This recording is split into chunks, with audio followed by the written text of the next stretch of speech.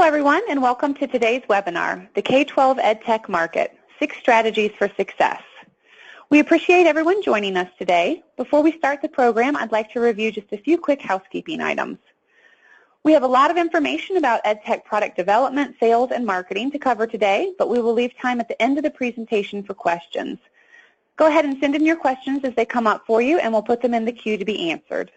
To send a question, simply click on the Questions tab on your control panel, type your question into the top box, and then click on the Send button. If you have any technical difficulties during the presentation, please use that same question feature to get my attention, and I'll do my best to resolve the problem for you.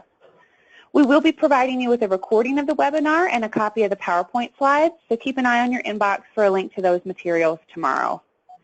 Now let's get started. I'm pleased to introduce today's speaker, Doug Mesecar. Doug has a diverse background, having held senior operational and policy roles at leading education companies, the U.S. Department of Education, and in Congress. Doug is currently Vice President of Strategic Partnerships for IO Education. In this role, Doug develops and supports national and multi-organizational relationships to enable the company's mission to improve educational outcomes through the effective use of data solutions and professional development. He also writes on education technology and policy for the Lexington Institute, in addition to mentoring EdTech startups through GSV Labs.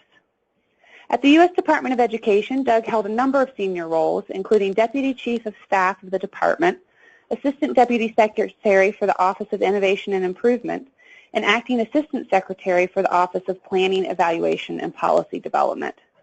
During his time on Capitol Hill, Doug was a professional staff member for the Education and Workforce Committee in the House of Representatives. Doug attended Hope College and the University of Denver, where he completed graduate work in education and earned his teaching license. He went on to teach 5th grade in the Jefferson County school system in Colorado. He currently lives near Washington, D.C. with his wife, children, and dogs. We're really pleased to have Doug back with us today. He always has a lot of information to share with us, so I'm going to go ahead and hand the program over to him to get us started. Great. Thank you so much, and appreciate the introduction and the background. A couple more.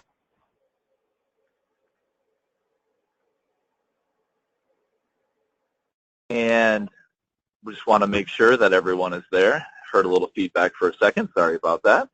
So I've spent the last 10 years working in the private sector. So I've spent time as a teacher in the public sector, as you heard, on the Hill and at the department. But also I have worked with EdTech companies, both within their organizational structures, advising, consulting, mentoring. So what I'm going to be sharing today is the result of all of my experience, and in particular a lot that I've done over the last 10 or so years. So without further ado, let's dive in. I wanted to start with sort of what I call the hard truth here.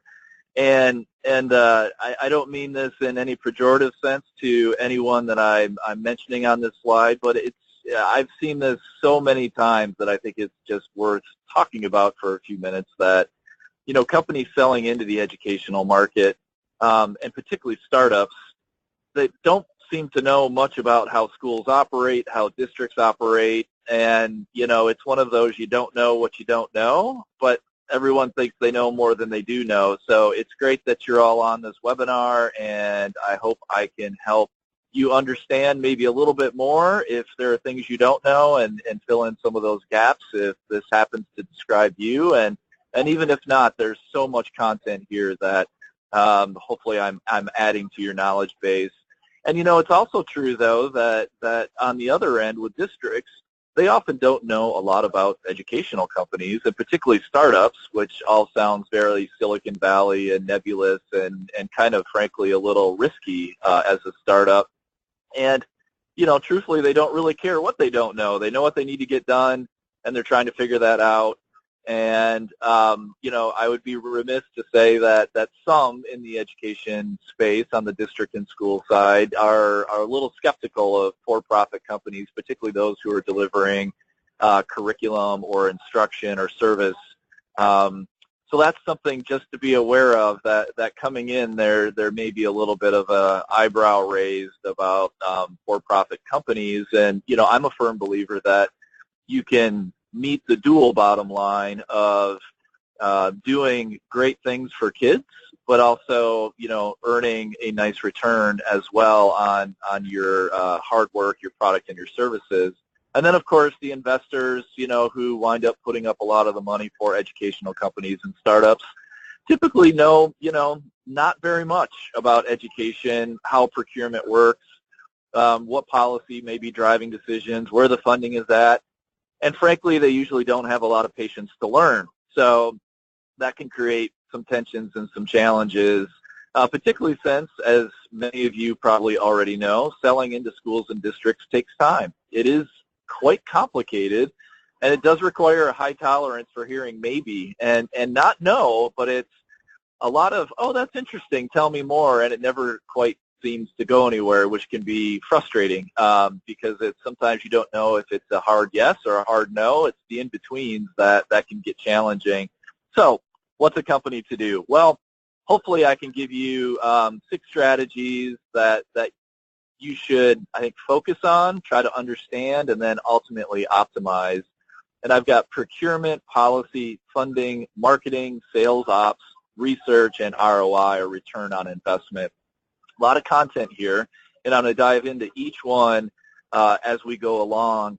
And I'm going to start with procurement because it's a little bit of starting with the end in mind. This is often the last step and at times the hardest step to take. So I want to really see if I can deconstruct the procurement process because it winds up driving a lot of the rest of the purchasing and the way districts and schools are going to engage with education companies. So then we'll talk some about policy and how that affects purchasing decisions and the environment in which you're going to be selling and marketing. Funding, obviously, where's the money and how it can be used. I'm going to touch on marketing, not too deeply in this conversation. That's probably a whole separate webinar in and to itself, but I'll share some of my thoughts there. I want to spend some time on sales operations and the different roles and some of the structures that could be set up to make you more successful. And then finally, I want to end with talking about research, evidence, effectiveness, and that return on an investment. So let's jump into procurement. I found this statement from a district website, and I'll go ahead and read it here real quickly, but the responsibility of the purchasing department includes the procurement of all materials, supplies, and services necessary for efficient operation of the school system. These items are purchases or contracted subject to federal and state codes, school board policies, and procedures. We strive to see the maximum educational value for every dollar spent by encouraging full and open competition, utilizing state and local contracts, and using centralized purchasing when economies can be realized. So I thought that was a decent summary of procurement. And in particular, you can see on the next slide, I highlighted some words that I think you should really focus on. This is a core responsibility, and they take it as a very fundamental responsibility and all that implies. They're looking at necessary and efficient. These are scarce dollars that need to be spent and spent very wisely. And then federal and state codes, and we'll talk a little bit about how federal and state regulation and rule affect procurement. And then, of course, you've got board policies and procedures, just to add to the mix. Here's where we talk a little bit about ROI here, the maximum educational value. So are we getting the most return on this particular investment? And I think that trend is only going to get more pronounced as we go forward. Full and open competition, and then the state and local contracts and centralized purchasing. I'm going to talk some about that, but that can add additional twists to the scenario. So procurement has a lot of aspects to it, and really, as I said before, drives a lot of the discussion and decision making. Now, we could discuss about should it be that way. I think the reality is that it is that way, and we have to make the best of what we've got. Now, there's some efforts out there to try to make this better, but they're very early days, and for the most part, as far as I can see, for the next 5+ years, could be 10 or more, we've got the system we've got, and we've got to figure out how to best navigate it and really make it work for us. So when you're thinking about procurement, there's timelines, there's rules like I just discussed, the people involved in the process. What types of procurement? Is it an RFI? Is it RFQ, RFP? Is it a sole source? Then you've got co-ops, cooperative purchasing, and then ESAs, educational service agencies, and those intermediate units that sometimes play a role in procurement. And then finally, you've got some help out there in the form of RFP engines, which crawl the web and look for RFPs. And then Noodle Markets, just a little shout out, they're trying to do some work in this space to better marry vendors and districts and schools and try to facilitate that process and take some of the friction out of procurement. They may be someone you might want to check out. I'm not going to spend any time on them here today beyond that mention. So on timeline, I really wanted to start here, and this may be familiar to some, but it may not be familiar to all, and I really like this graphic that I found that talks about 5 key phases.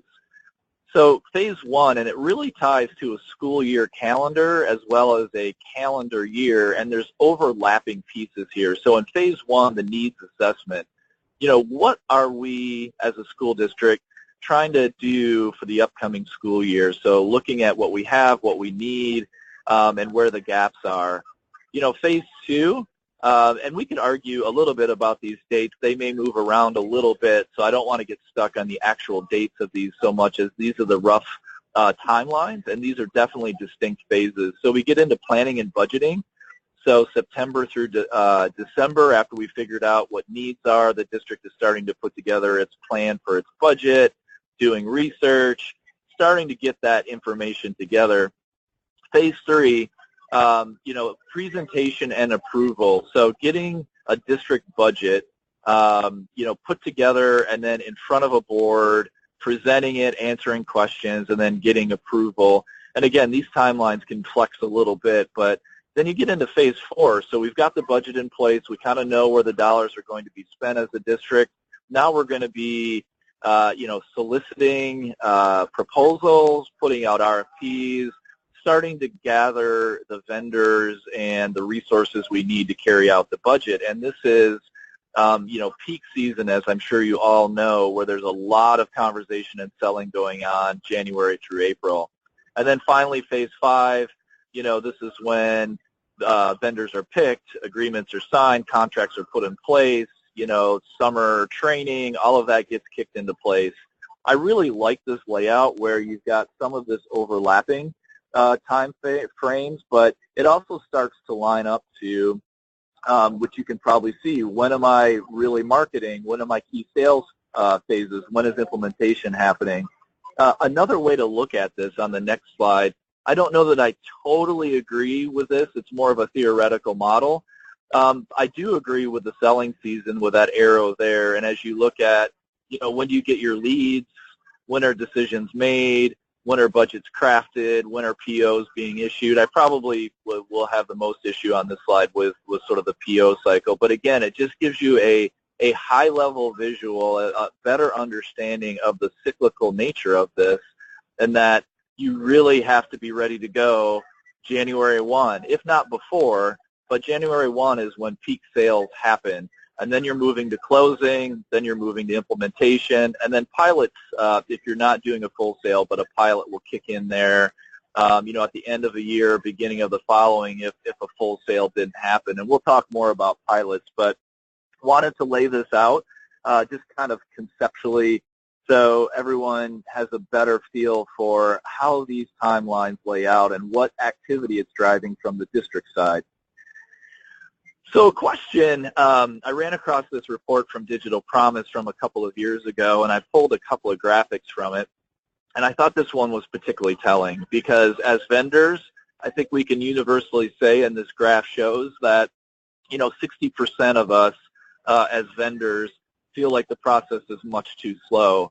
But if you slide down there, look at the superintendent, the principal, it really shifts. When you're in the school side or the district side, there's some dissatisfaction there, but it's not as high as on the vendor side. And sort of as you go up the food chain, the level of satisfaction goes up in terms of how fast the procurement process takes.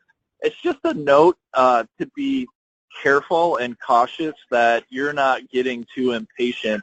The system does take time, and the folks in the system, I'm sure they would like it to speed up when they need it to, but overall, one of the things I take from this is there's not a sort of massive displeasure with the way the current procurement is set up. And that's one of the reasons why I don't think it's going to change a whole lot moving forward. And there's always exceptions. I thought this was pretty telling. So it is what it is, and we're going to have to work with that as best we can. So now moving on to procurement guidelines. So in terms of what type of procurement takes place, I found this on a district website, and it's really pegged to the size of the purchase, which again, you may all know, but the trick here is that sometimes from district to district, more often from state to state, because states will have rules about when a more formal process like an RFP has to take place, and it's usually the size of the purchase. You can see here that there's these different levels. Smaller purchases can be more easily facilitated, but as you move up the price here, you know, it gets more formal, more full and open, and more of a defined process that takes longer. And it's really important as vendors to understand where a district, where a state is at with these procurement guidelines. So as you're having conversations, putting proposals together, it may be below a procurement threshold, or it may be above that. And if it's above it, then it's going to trigger off a more formal process. Really helpful to have an understanding. Sometimes this information is more easily accessible. It's on a district website, or you can easily find it. Other times it's really difficult. So asking this question when you're getting to that phase of getting a proposal together and understanding the process is really important so that you know what to expect. Now, a lot of times the procurement folks on the other side at the district level will inform you of what they'll have to do. It's always good to just double check that sometimes, as well as if it's not brought up in the course of a conversation, to definitely ask this question. And then what about the people? So who's involved? Who calls the shots? And I thought, again, this graphic here, this data from the Digital Promise Report was quite interesting because vendors and districts have different views of who is calling the shots. I think one obvious conclusion from this chart is a lot of people are involved in procurement, as you probably all know. But the extent to which providers or vendors think that the chief academic officer can or should be or is calling the shots is a little different than the district. And then the technology director, particularly for us in the Edtech space, this one was pretty shocking that you know, vendors tend to not think that the technology director will be as involved as the district thinks they will be. So that was a big outlier. But then as you go down through, superintendents are more involved, chief information officers are more involved from the district perspective, the CFO, the teachers, the school board.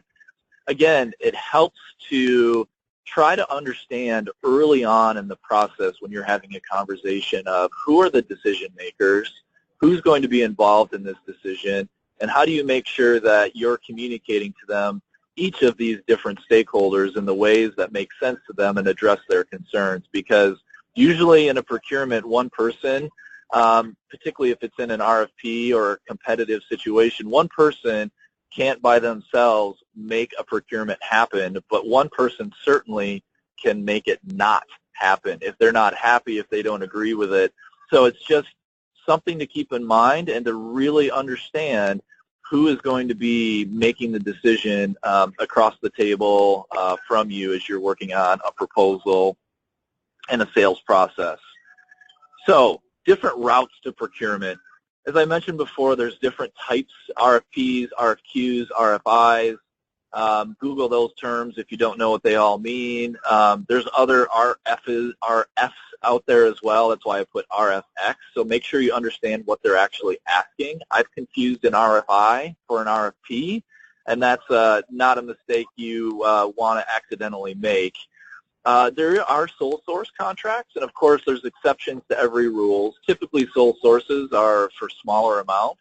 That's not always the case, but usually always requires a board to approve a sole source contract that is not following the typical rules of procurement. So watch out for sole source. Make sure that if that is part of the conversation, that you fully understand how that can get done, because conversations can start out that way, and you may think you've really got a line on this because it's going to be sole sourced, and then it runs into the procurement rules and regulations.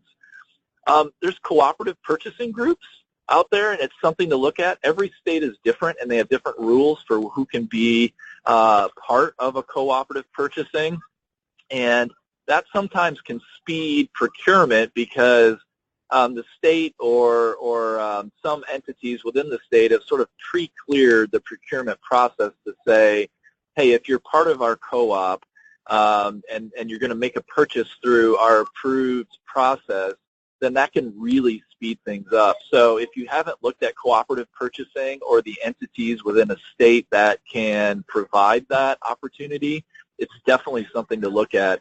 And then related, although sometimes different, are educational service agencies. These are your BOCES, your IUs. They're called different things in different states. Sometimes they have a cooperative purchasing arm to them, and if you haven't looked at that, you should. Sometimes the ESAs actually make direct purchases and function as a form of a reseller, where the ESA is actually contracting with districts and your sale is to the ESA.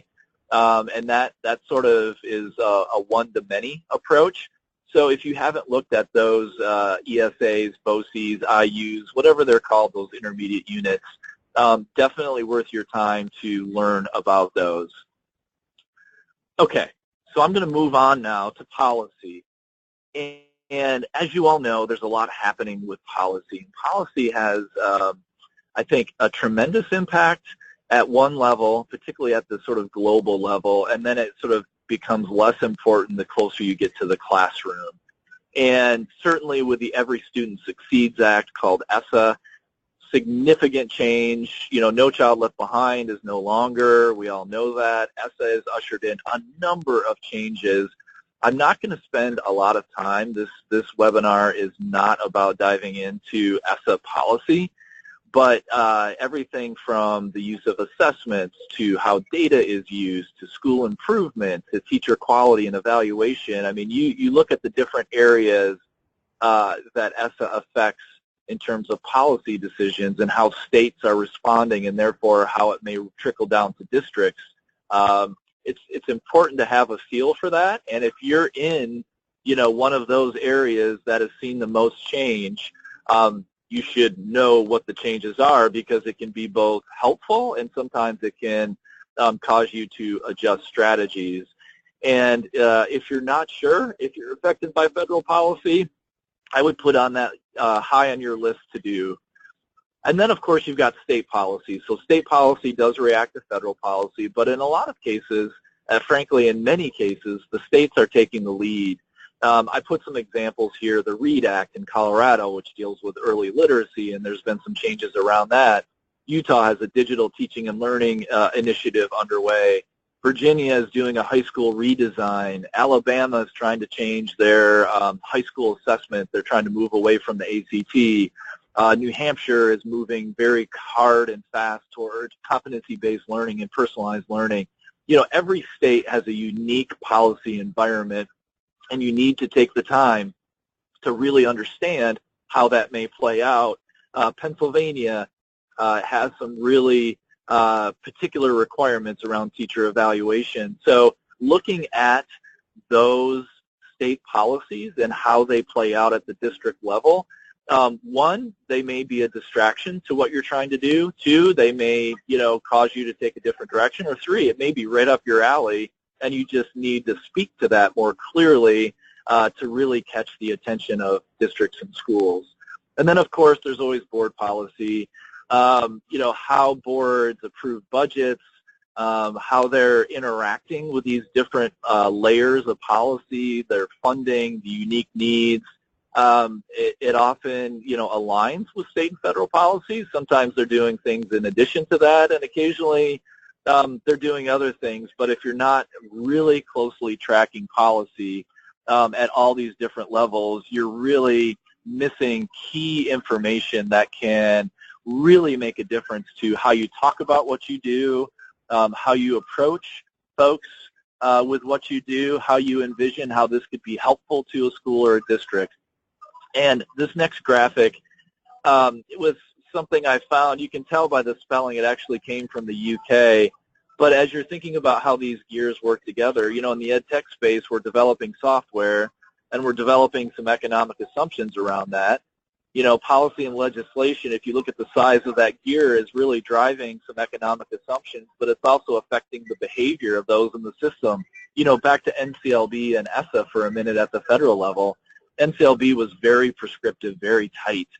ESSA is much more about giving states and districts more control, more opportunities to be innovative and flexible.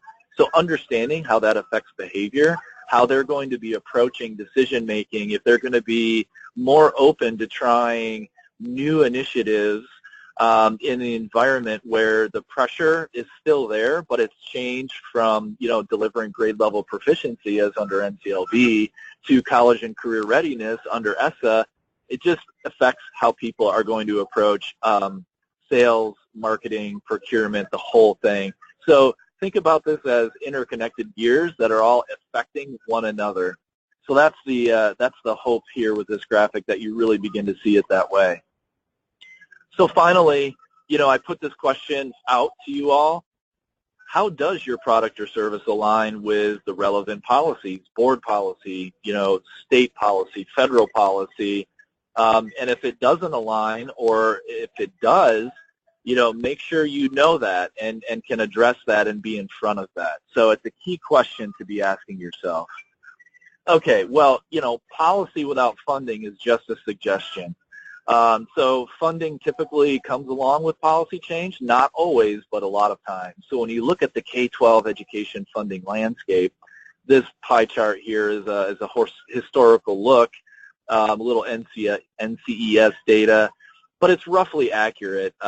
State funding is about 50%, local funding is not far behind, and then federal funding, it hovers around that 8, 9, 10%. Now, each state is different in these, obviously. Some states get more federal funding. Some states have spend more at the state level. Some states have stronger local tax bases. So these numbers will move around.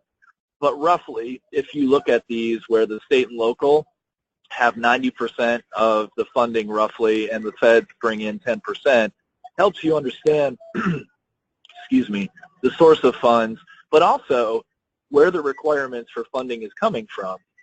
And then it can get confusing, as you can see in my question here, that, the old saying of who pays the piper calls the tune.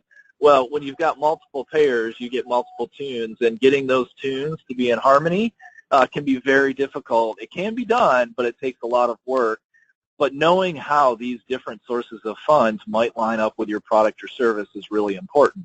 And I'll talk about that a little bit more in just a minute. So the Census Bureau helpfully just put out a report, Public Education Finances from 2015. It's pretty current for a Census Bureau report. So when you look at the total K-12 expenditure, it's about $640 billion just for FY15. So that's an annualized, number. It's gone up or it's gone down. It is above FY14 by $26 billion, which is a nice increase. No surprise here, but helpful to know that almost 60% of this expenditure is spent on staff, on salaries, wages, and benefits. So as you're thinking about what's the available pie, it's not the full $640 billion. It's something less than that. And then if you look at this on a per student spending basis, the average is $11,392, which is a nice, again, increase over FY14, the largest since 2008. So spending is moving upwards, and it has increased in every state except for poor Arizona, where they were the only outlier there. But again, keep in mind that within these numbers, the amount that's actually spent on EdTech is far less. I've seen estimates in the 1 to 2% range. So, it's a large number, and there's a lot of opportunity, but it also can be deceiving when you think about your expectations for revenue and sales. We break this down one step further, and again, all of this is from the Census Bureau report. You look at the states and where the states that spend the most per student and the less. And this may not be surprising to you, but depending on what you sell, how you sell it, obviously, the states with higher dollar values are where a lot of people focus. It doesn't always need to be that way, and in fact, sometimes too many people go to the high numbers and it creates a very crowded market. But nonetheless, in terms of figuring out what your economics are for your business, how you're going to sell your product, your service, it's helpful to know, how these dollars are playing out. And relatively speaking, what percent of the amount of available dollars will you be taking? In a lower spend state, if you're not, flexing your pricing, you're going to be taking a larger percent of the available dollars. In a higher spend state, you're going to be taking a lower percent of available dollars. And those both have implications, both positive and negative. But if you're not digging into some of this data, and of course within each district in each state, these numbers are going to be different depending on local tax bases, concentrations of poverty, how many federal dollars are received, et cetera. So you do need to break this down further. But finding out this information and really using it thoughtfully as you're working on your sales and marketing is important, as well as where you're going to deploy your efforts, where you could be headquartered or where you're planning on focusing. So lining up policy and funding by state begins to really focus you on what are your most likely opportunities. Now, with all of that positive notwithstanding, there are some storm clouds brewing. Half the states missed their revenue projections this year. Some states, like Maryland, Texas, and Utah, are looking at significant changes to their funding formulas, including the use of performance-based funding. Now, I don't know that these are going to go anywhere, and in fact, in Texas, it isn't. It's already been decided. But the notion of changing funding formulas means you create winners and losers because they're going to change how the dollars are allocated. You need to be on top of these changes to know where the dollars are at, as well as it may make decision makers more conservative or, frankly, more liberal with their dollars, depending on how they feel this will affect them.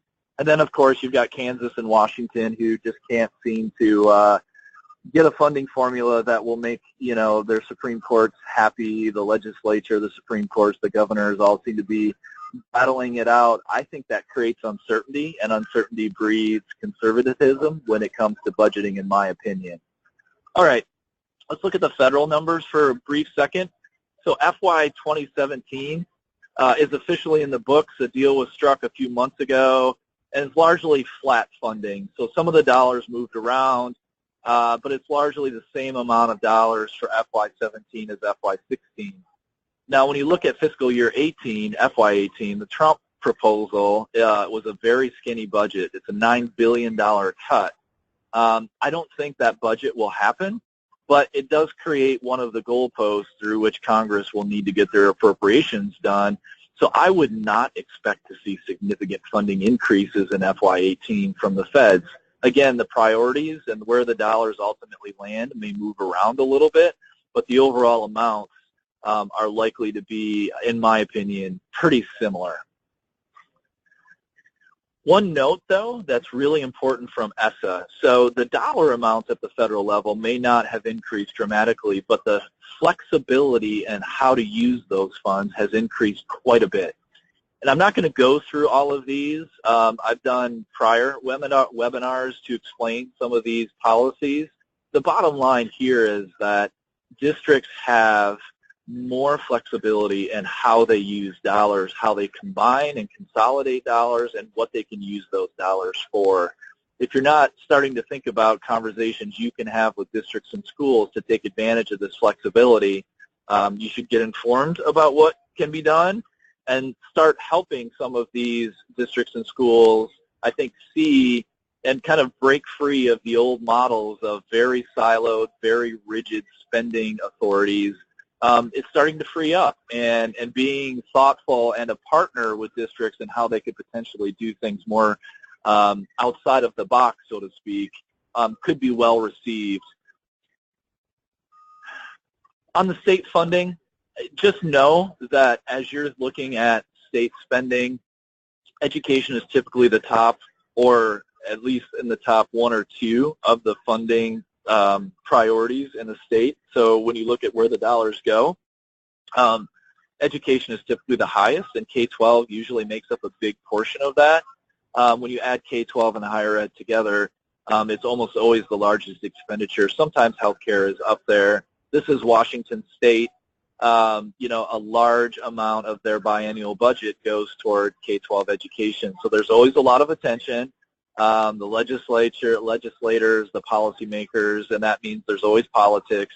But knowing where the dollars come from in a state and what the funding situation is in a state is terribly important as you're reaching out to districts and understanding what they're trying to do.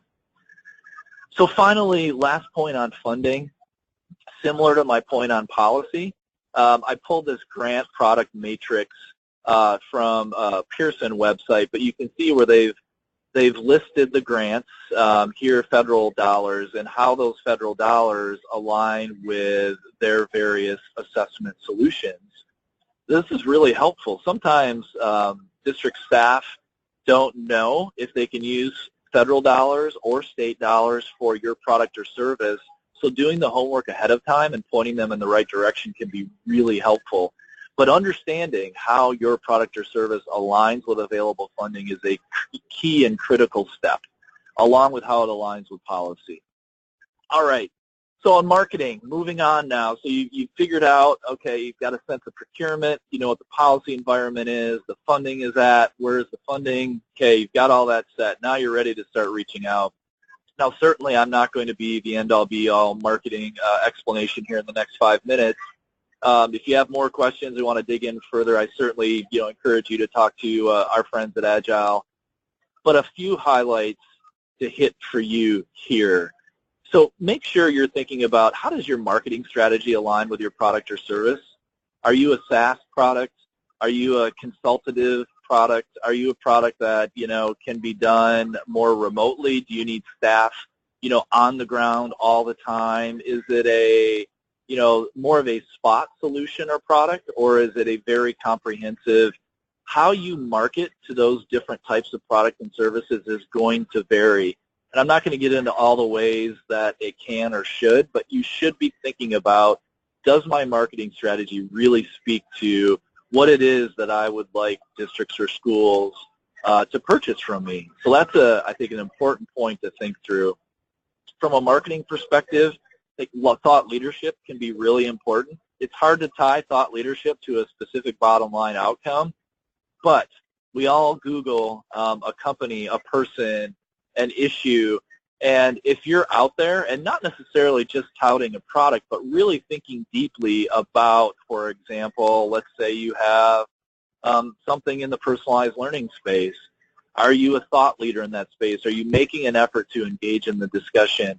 One, it'll help you communicate better about it, but two, it also shows the districts and schools that you're really in this deep and you're trying to understand and you're sharing your wisdom and your thoughts.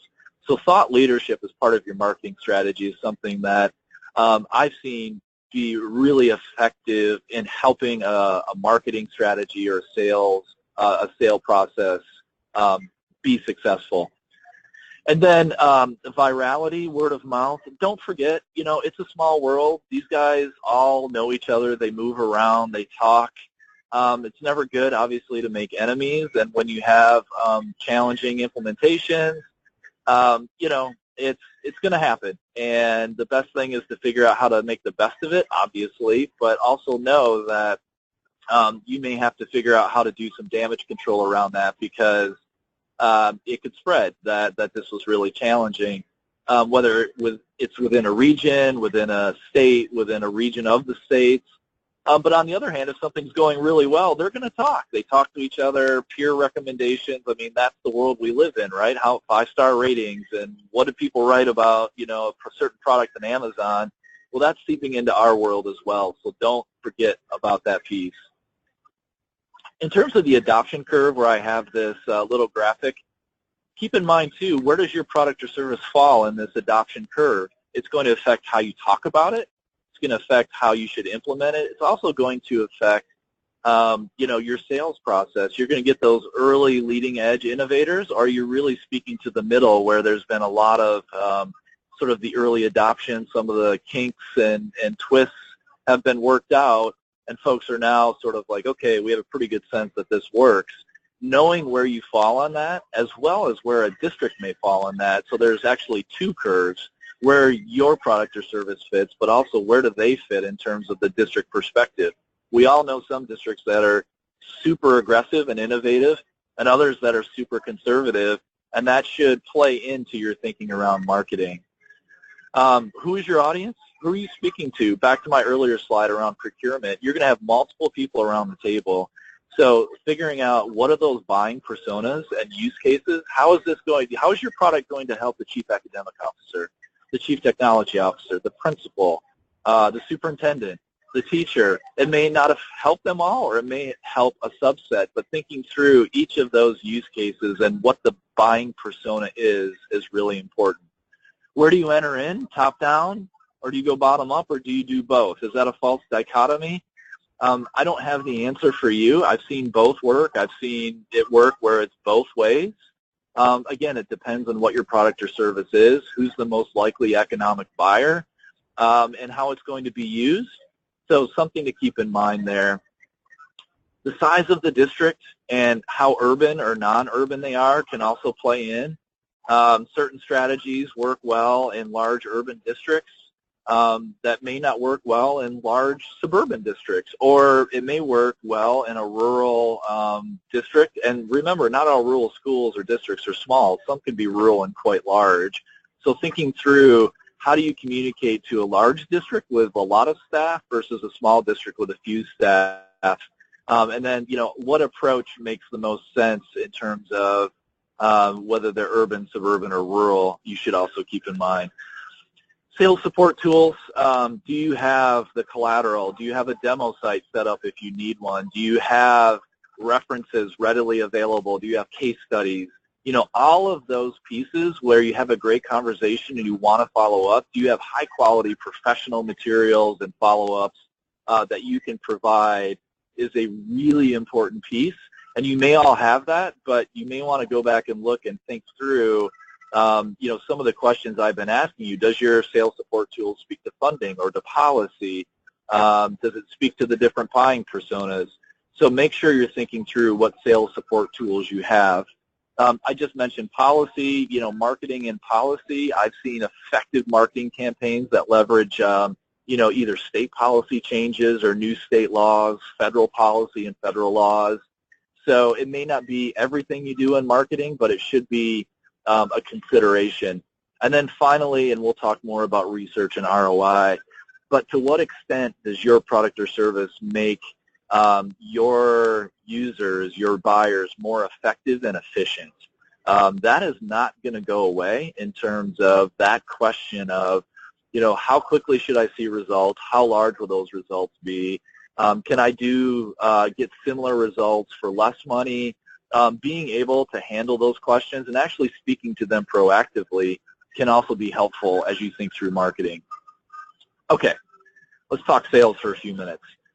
So I put all these letters down, these acronyms, abbreviations. The chief point I want to make here is for your age and stage, what do you need the most? Do you need a chief growth officer, or do you need a sales development representative? Do you need management? Do you need execution? And is even an SDR the right approach? Or do you need more boots on the ground? Do you need account executives knocking on doors? The key point I want to leave with you here is understand, how are you going to sell your product?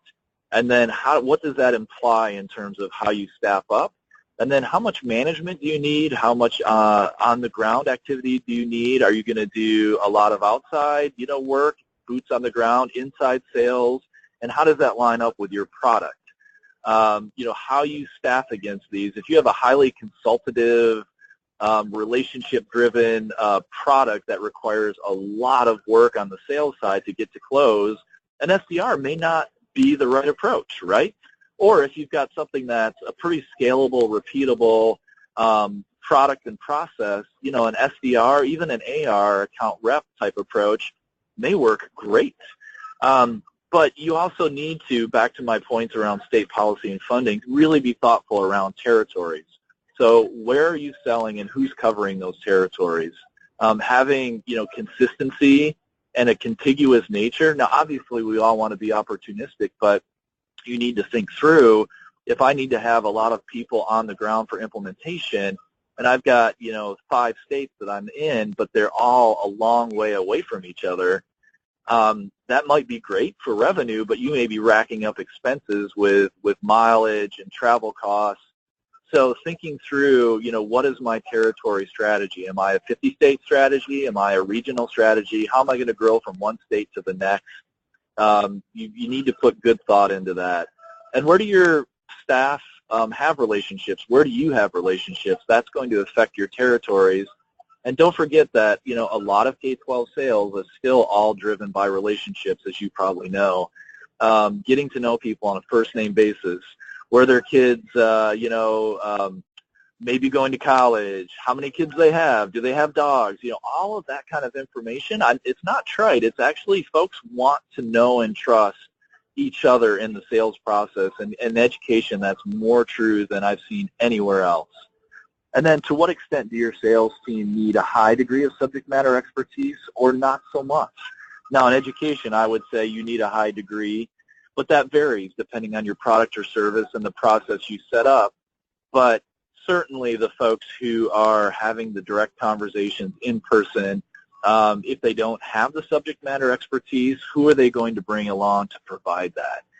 Making sure that you've got your SME, I didn't abbreviate SME or SME for this, just to avoid one, is a really important part of the process. Digging in a little deeper, so not just where you're going to sell, but what is the ideal district size? Do you want to sell to the big districts, the small rurals, the middle guys in between, some combination thereof? And then what is the right fit? You know, from a sales perspective, remember it's a two-way street. There may be districts who aren't just, it doesn't feel right, that you may want to think, you know what, if I'm super innovative, leading edge, and they're just not quite there, they really want to, you know, continue the conversation, maybe it's just not the right time. I think you have to give yourself the ability to say, that may not be the best fit, because forced fit sales usually lead to bad implementations, which usually lead to non-renewal. So keep that in mind. Again, understand who the decision makers are. We've covered that. When you go into schools and districts, do your research. I don't know how to underline that anymore. There's a lot of publicly available information. Depending on the state you're in, you can track down so much information from district websites, from state websites. You should have a pretty good feel for what their challenges are. What's their graduation rate? What are their proficiency rates in reading and math? Are they growing? Are they not growing? You know, look at the local headlines. But if you're coming in with your homework, it may not all be relevant, but district officials, school officials, they want to know that you're thinking about them in particular. And the more you can come in and really show them that you've thought about what their needs are and done your research, that can only help you as you have your conversations. So on the technical stuff, you know, when and how and which CRM, customer relationship management software, do you need? Are you a Salesforce? I would not recommend using Excel or some variation thereof for too long. There's just too much going on to be effective with that. So looking at a CRM is always, it takes a while for everyone to get used to, but it can really yield a lot of data about the process.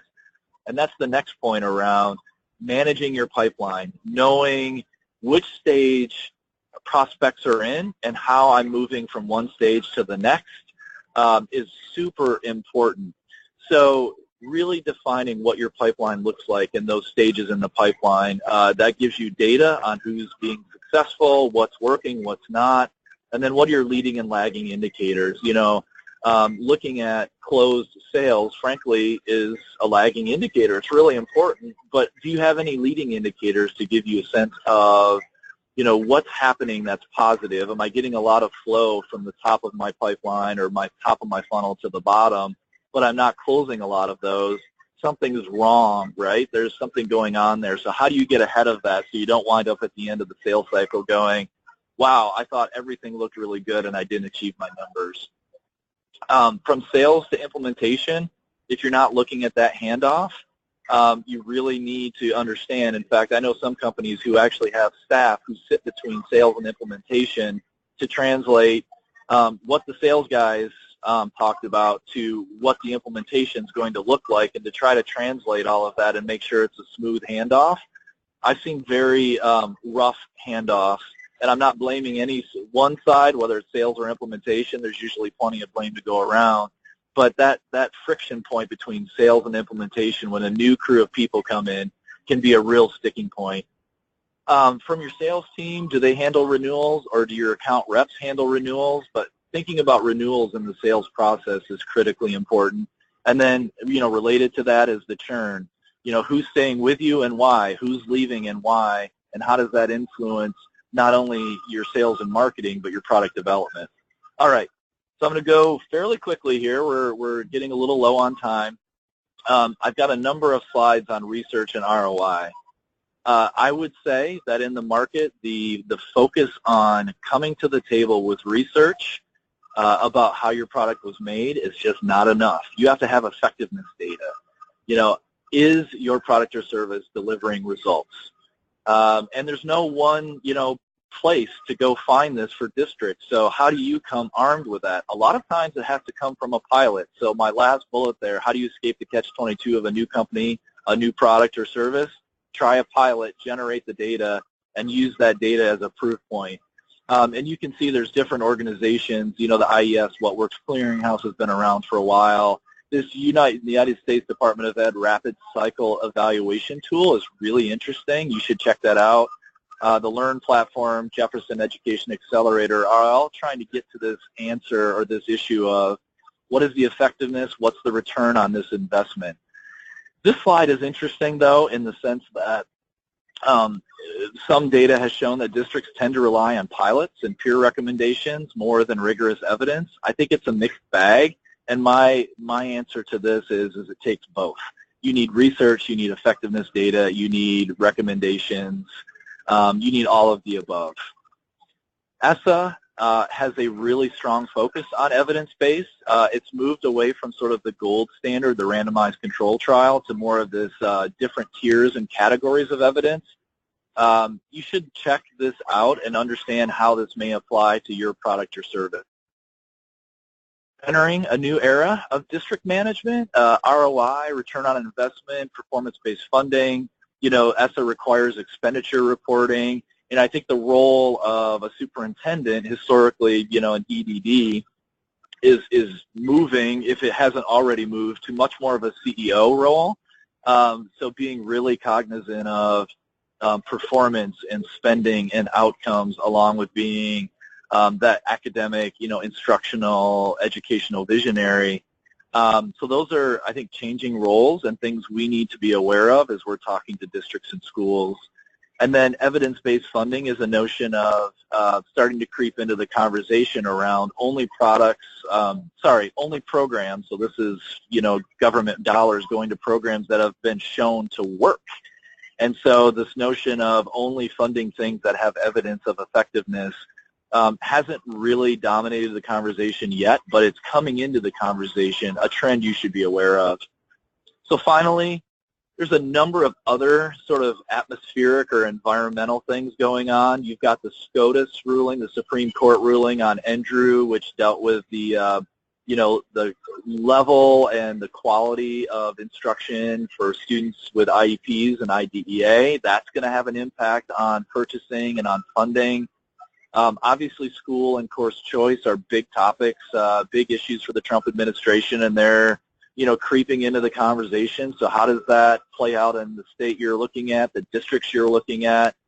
There could be an infrastructure package, so there could be new dollars from the feds coming in to revitalize school infrastructure. Healthcare repeal and replace is going to affect schools one way or another, so keep your eye on that, and likely it'll affect them negatively from a funding standpoint. Changes with the FCC and the E-rate. The new commissioner of the FCC wants to change and do things differently with the E-rate. Something to keep an eye on if E-rate is important to you. There's been some rumblings around school lunch changes. And then the last couple of points here, just remember that, the last 25 years, we've seen a roughly 50% increase from about $300 billion to $600 billion in total K-12 spending, federal, state, and local, on an annual basis.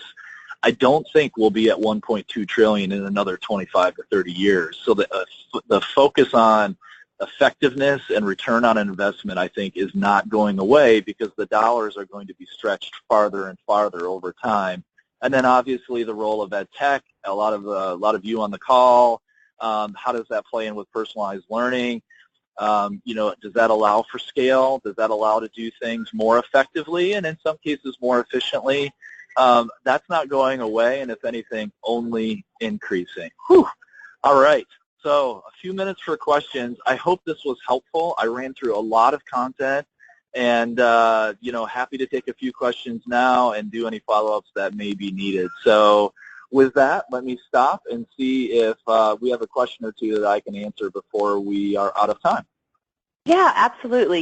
You definitely covered a lot of ground, Doug, and thank you for that. I think this was a good primer for lots of folks, and certainly future Agile webinars can dive deeper into some of these topics for you. We did have some questions come in, so we'll get a few through here before the top of the hour. With regard to procurement and decision makers, how does it vary between software and curriculum versus hardware, such as charging carts or other peripheral devices? Oh, well, I think the first answer is it's going to vary, and I think hardware is going to involve more of your operational, your IT, your those types of folks, your CTOs, your curriculum, your content, purchases. Obviously, are going to involve the CAO more. Although I will say that in this era, your CAO may still have input if you're looking at hardware, because the question is, well, how is that going to be used to further the instructional or the educational mission and purpose that we're trying to do? So I think there's a lot of people involved. The relative weight of how those people will come into play depends on the product or service, and that's something that you need to figure out. And every district, by the way, is different, and in some cases, it may be a CTO is driving a lot of this with very little input, and in other cases it could be everybody has something to say. So you really need to understand that early on in the process of who's going to be your key decision makers. Yeah, I think back to that whole, and this was related to marketing, but it applies to sales and product too, just the buyer personas. Who are your buyers? What are their interests? How are you addressing those? In their various ways. You mentioned a couple times just the importance of word of mouth among educators. Do you have any suggestions for leveraging that on the sales and marketing front? Well, I should ask you guys that from the Agile perspective. Again, it sort of ties back to this buyer persona piece of, who is your critical user and who's your critical buyer? And I didn't touch on this much, but remember there's always this buyer-user paradox where your buyers typically aren't your users of your product. Now, a mass movement of users can sometimes convince a buyer, so a lot of teachers can convince a district person they really need a solution. Honestly, I don't always think that that's the strategy that's likely to yield you the best results. I think you have to touch on both sides as much as you can. And really, I think it's going to where they're at. So, getting good word of mouth is partly about being where they're at. And it's not an email. It's not something on the web. You've got to show up and be present where there are large groups of the people that you really want to talk with, whether it's teachers talking about how effective your tool is, or district administrators talking about how great the performance was in their district because they've used your product or service, or it could be both. There has to be a commitment to being where, groups of people are at. So, for example, at ISTE, that's an awfully big conference. There's always regional conferences. There's usually, specific conferences for particular users or buyers that you don't always have to, be a vendor or advertise, but showing up and having conversations and getting those conversations started, and then you can always try to use social media. I will be the first to admit I'm not a social media expert, so maybe you can handle that one more. I don't know how effective that is. There hasn't been a lot of studies that I've seen around the use of social media to really drive this kind of network effect in the school side. I'm sure it's there. I just don't know that much about it. Yeah, I think those are good suggestions, and again, on the marketing and sales side, trying to get as many case studies and success stories as you can, tapping into your customers to do webinars or speak at conferences for you, really let them be your sales people. I'm sure as you build your product, you get lots of people who are really passionate and are happy to be advocates. Also, there's a real push in education for educators to be out there speaking and showcasing their own thought leadership. So in a lot of ways, it's a win-win for you and the educator to ask them to do a success story or speak at a conference or speak on a webinar or something like that. So you don't always necessarily have to be asking, you're giving as well with those opportunities. So, and unfortunately, we are at the end of our time together, but I think we all learned a lot here today, and Doug did go fast, but we'll be sending out a link to the recording and to the PowerPoint slides, so you'll have all this information to review at your leisure and go through it more slowly and perhaps share it with your colleagues. When you log off from the webinar today, you'll be prompted to answer a few questions, just 5, and if you would just take a minute to provide your feedback on today's program as well as suggestions for any future webinars. We would love to know what topics you're interested in particular so that we can find people to answer all those questions for you. We're going to be taking a summer break from our webinar series, but we'll be back August 23rd with a program focused on discussing the top 5 challenges districts and schools are facing and how education companies, Edtech in particular, can help address those challenges. So keep an eye on your inbox and the Agile website for more information about that August webinar and how to register. Thanks again to Doug Mesecar for this wonderful information and for all the information he's provided to us this year. You can find his archived webinars on the Agile website as well. Have a great afternoon, everyone. Thank you. Bye-bye.